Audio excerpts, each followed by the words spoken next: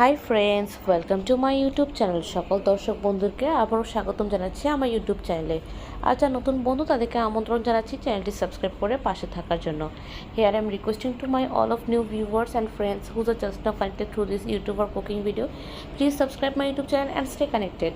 And if you guys are enjoy my cooking video of any of parts, so please do like and share with your near and dear ones. তো বন্ধুরা, আজকের রেসিপিটি আপনাদের যদি ভালো লেগে থাকে সেক্ষেত্রে বিনীত অনুরোধ জানাচ্ছি ভিডিওটি লাইক এবং শেয়ার করে বরাবরের মতো পাশে থাকার জন্য।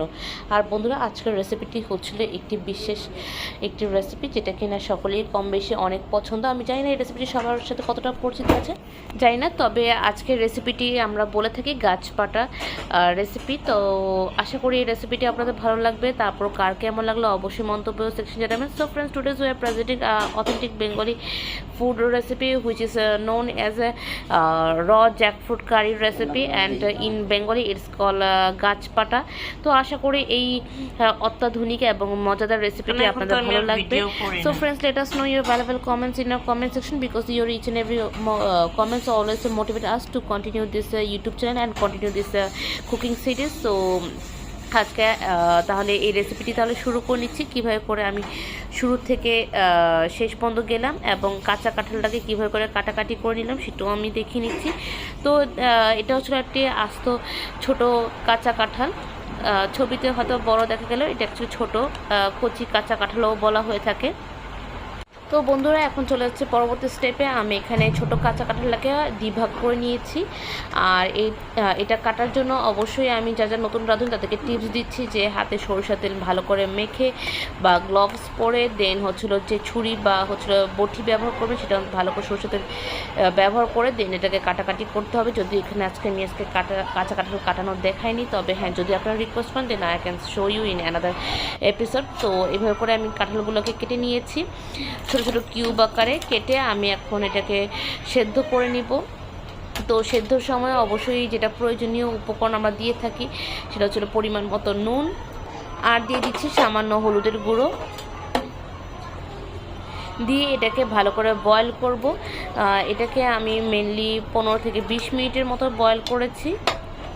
তো বয়েল করার পর দেখতেই পাচ্ছ ঠিক কেমন সেদ্ধ হয়েছে, সেটা আমি একটু টিপে করে একটু সামান্য পোক করে আপনাদেরকে দেখানো হয়েছে যাতে বুঝতে পারেন যে কোনটা অ্যাকচুয়ালি প্রপারলি কুকড হয়েছে। ওভার কুকড যেন না হয়, তাহলে এটা কিন্তু ভালো লাগবে না খেতে। তো এভাবে যখন এটা কুক হয়ে যাবে 80% যখন কুক হয়ে যাবে 20% আমি একদম রেখে দেবো একটু কাঁচা কাঁচা, যেটা কিনা পরবর্তী রান্নার সময় মশলা কষানোর সাথে এটা ভালোভাবে কুক হয়ে যাবে। তো আমি ভালো করে পানিটাকে ছড়িয়ে নিংড়িয়ে অন্য একটি জায়গা নিয়ে নিচ্ছি, অন্য বাটিতে, এবং সেখানে দিয়ে দিচ্ছি পরিমাণ মতো নুন, দিয়ে দিচ্ছি এখানে 1.5 টেবিল স্পুন আদা বাটা,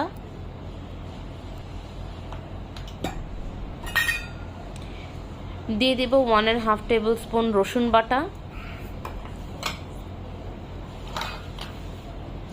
দিয়ে দেবো এখানে হলুদের গুঁড়ো 1 টেবিল স্পুন উঁচু করে নিয়ে নিয়েছি, দিয়ে দেবো লাল মরিচের গুঁড়ো 1 টেবিল স্পুন,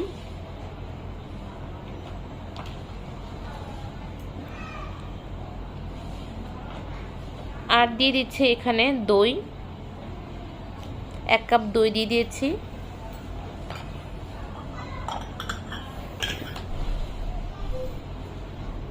দিয়ে দেবো সরিষার তেল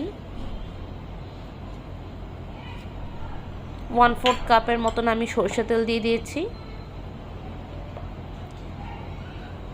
দিয়ে দিব জিরের গুঁড়ো 1 টেবিল স্পুন, ধনিয়ার গুঁড়ো 1/2 টেবিল স্পুন, দিয়ে দেবো এখানে কাঁচা পেঁয়াজ, এখানে আমি 1/2 কিউব করে নিয়ে নিয়েছি, মানে একটা পেঁয়াজের 4 ভাগ নিয়ে নিয়েছি এভাবে করে টুমটুম করে কেটে, দিয়ে আমি এখানটাকে ভালো করে ম্যারিনেট করে নিব।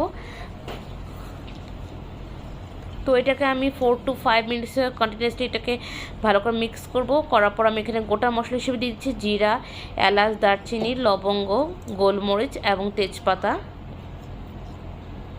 আমি এখানে গোটা মশলাটাই এখানে দিয়ে দিচ্ছি ম্যারিনেশনের মধ্যে।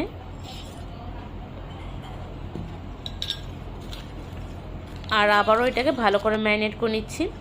এরপর আমি এখানে দিয়ে দেবো আলু, এখানে আমি কাঁচা আলু দিয়ে দিয়েছি। তো সব কিছু মেলানোর পর আমি এটাকে ঢাকনা দিয়ে কভার করে দিয়েছি 25 থেকে 30 মিনিটের জন্য। আফটার দ্যাট 25 থেকে 30 মিনিটের পর আমি এই পুরো ম্যারিনেশনটা একটি কড়াইতে আমি এটাকে স্থানান্তরিত করবো। আমি কিন্তু কড়াইতে কোনো রকম তেল ব্যবহার করিনি বন্ধুরা, আশা করি তোমরা এটা খেয়াল করেছো।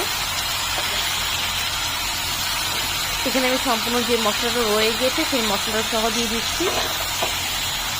আর এভাবে করে আমি স্লোলি 15 থেকে 20 মিনিট কুক করতে থাকবো। আর এটাকে ধিমে আছে আমি এটাকে নাড়ানাড়ি করে নিব। সামনেটা পেছনে দিক, পেছনটা সামনের দিকে নিয়ে নিব।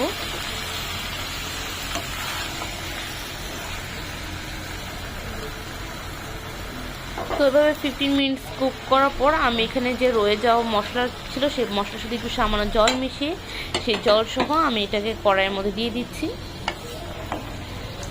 তো আমি সেম প্রসেস আমি এখানে কন্টিনিউ করব, যেভাবে করে আমি এটা নাড়ানাড়ি করে কষাচ্ছিলাম।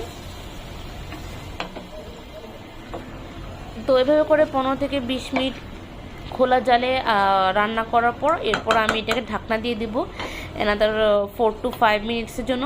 4 থেকে 5 মিনিট পর অবশ্যই আমি এটাকে ঢাকনা নাড়িয়ে আমি দেখব, যখন এরকম করে আশেপাশে দিক দিয়ে যখন বলক আসা শুরু করছে, মানে মশলাটা কুক হওয়া শুরু করছে, তখন আবার আমি এটাকে এপিট ওপিট করে নিব, যাতে কোনো ধরনভাবে পুড়ে না যায় বা কড়াইতে না লেগে যায়। তো নাড়াচাড়া করার পর আবারও আমি ঢাকনা ঢেকে দিব, সেম ইকুয়ালি 5 to 6 মিনিটের জন্য ঢাকনা ঢেকে দিব।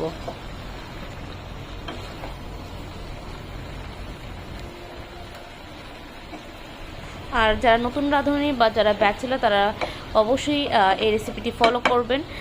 এভাবে করে আপনারা যদি কাঁচা কাঁঠালের কোনো রেসিপি যদি আপনাদের চিন্তা হয় যে করার জন্য, তাহলে এই রেসিপিটি ফলো করতে পারেন। আশা করি এই রেসিপিটি আপনাদেরকে কোনোরকমভাবে ডিসঅ্যাপয়েন্ট করবেন না। তো নাও তো 6 to 7 মিনিটস লেটার আমি এটাকে ঢাকনাটা সরিয়ে নিলাম এবং আমি এখানে দিয়ে দিচ্ছি ভাঙা কাঁচামরিচগুলো ভেঙে দিয়ে দিব এবং এভাবে করে আরও আমি 4 to 5 মিনিটসের মতন কুক করব।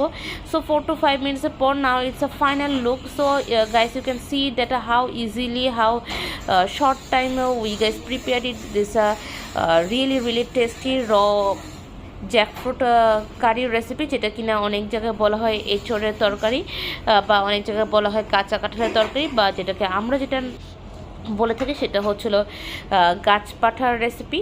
তো আশা করি বন্ধুরা আমার এই গাছপাঠার রেসিপিটি আপনাদের অনেক ভালো লেগেছে। তারপর কার কেমন লেগেছে অবশ্যই জানাবেন, কারণ আপনাদের প্রতিটি মন্তব্য আমাদের সবসময় উৎসাহ করে নতুন কিছু শেখা, নতুন কিছু জানার। আর ভিডিওটি লাইক করতে অবশ্যই ভুলবেন না, কারণ আপনাদের প্রতিটি লাইক, ভিডিও, ফুল ওয়াচ আমাদের চ্যানেল রিচ বাড়াতে অনেক সহযোগিতা করে। So friends, today's the recipe, so you guys can pair with pulao or can be paired with steam rice or it can be well paired with the flat bread বা রুটি সাথে, এটা দুর্দান্তভাবে যাবে। তো আজকের রেসিপিটি এতটুকুই রইলো, আবার দেখা হবে অন্য একটা রেসিপি নিয়ে, অন্যরকম কথোপকথন নিয়ে। ততক্ষণ পর্যন্ত সুস্থ থাকুন, ভালো থাকুন, take care, tata and bye by.